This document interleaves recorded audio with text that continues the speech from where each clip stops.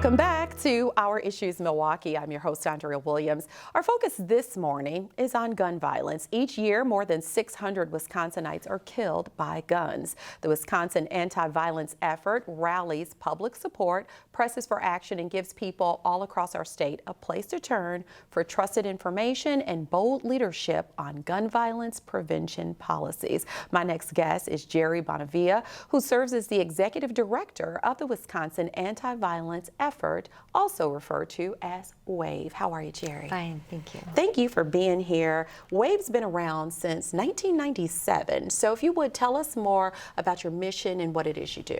Sure. So our goal is to help empower citizens to be able to take impactful actions on an issue that we know so many people around our state care deeply about. Mm-hmm. And that would be guns and also really the policies that surround the whole subject matter. Right. So one of our main goals is to help educate the citizens of Wisconsin in effective methods of preventing gun violence, whether that is actions that we can take as individuals or whether it's actions that need to happen at the societal level, so a change in laws or change in policies. Makes a lot of sense. So you guys just wrapped up your 2019 summer internship where young people between the ages of 15 and 19 advocate for gun violence prevention. And really, you're touching a generation who is severely affected by gun violence. Definitely. So the young people we were working with, they are from a generation that has known, never known a time without lockdowns in their schools, without mass shootings happening at schools.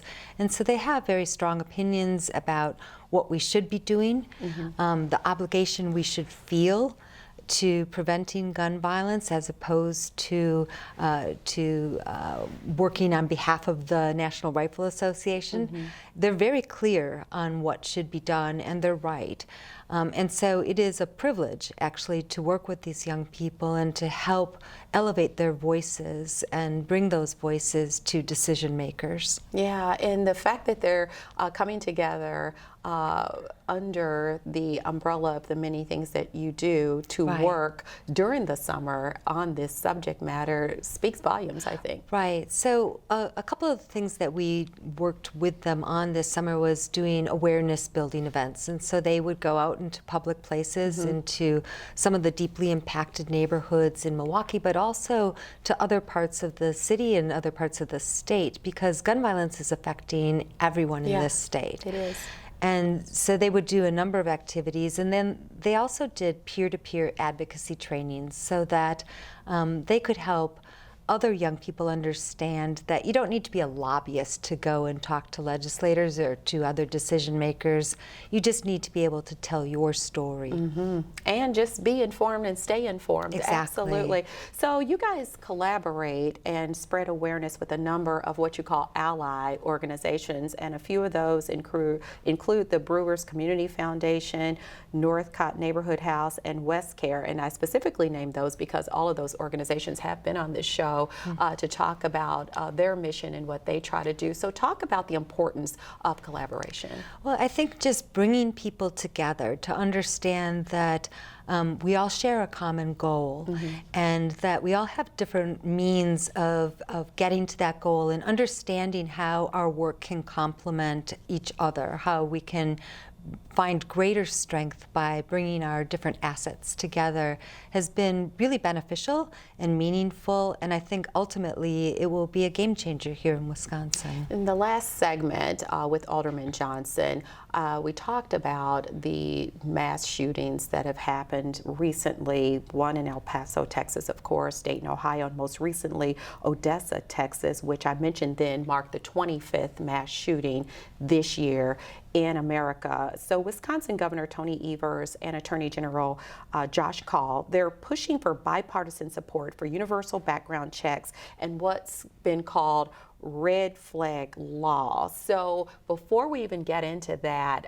you and I were talking off camera, and you were saying that the term red flag law could be a little offensive to some. Talk about that. Right. So the purpose of this law, or where it has its greatest impact, is in helping to prevent firearm suicides. And for it to be effective, we need family members to want to use this tool. And what we have seen is that the term red flag just kind of continues stigmatizing people who might be in crisis. And so it would make families more hesitant to want to use a tool that stigmatizes their loved ones.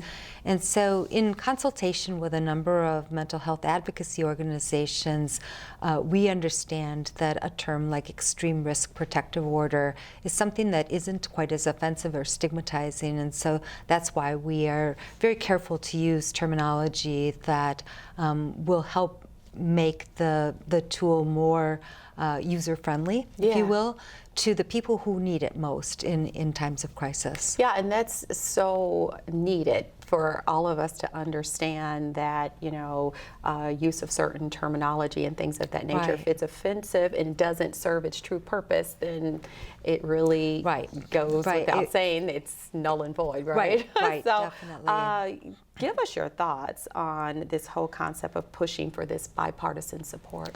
Well, I think that both of the laws that they are advocating for and that you mentioned earlier, background checks on all gun sales and the extreme risk protective order, are things that would be incredibly helpful here in Wisconsin. They kind of set a floor for other policies to build upon.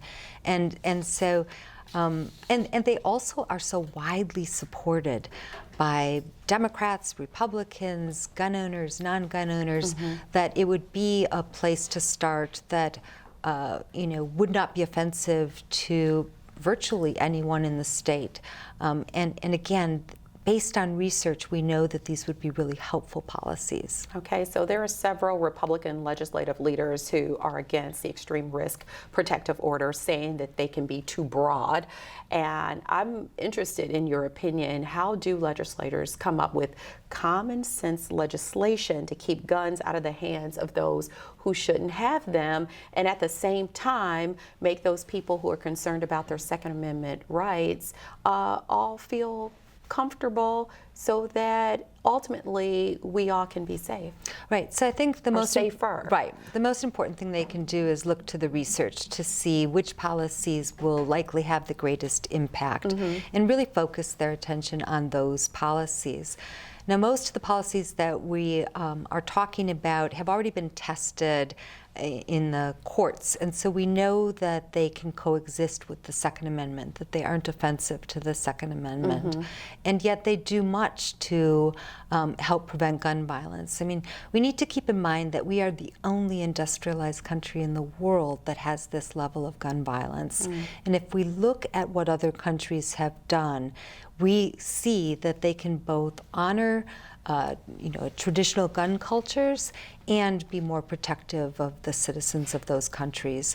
So it's only in our country that we don't, that we pretend like these are mutually exclusive, like we can't have some common sense gun reform and a Second Amendment. Yeah, I agree with you. So recently in Milwaukee, there were a group of mothers along with local nonprofits and community leaders that came together to march against gun violence, and WAVE was there. Talk about the importance of being there and being a part of this. I mean, I think anytime that community members help raise up this issue and show the impact at the human level, like how gun violence changes our lives, whether it means the most devastating, there's death in the family, to what it's doing to our children to go to school and practice lockdowns, to what it means to a neighborhood when they hear gunfire.